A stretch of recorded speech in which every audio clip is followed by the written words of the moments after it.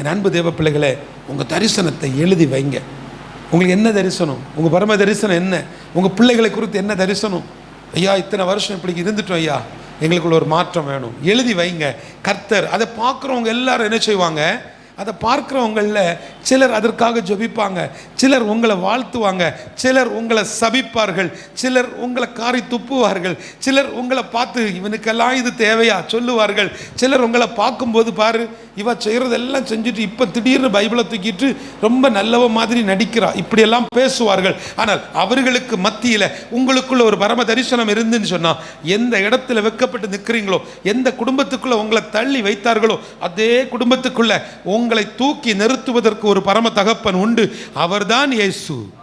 ஆமென் சொல்லுங்களேன்.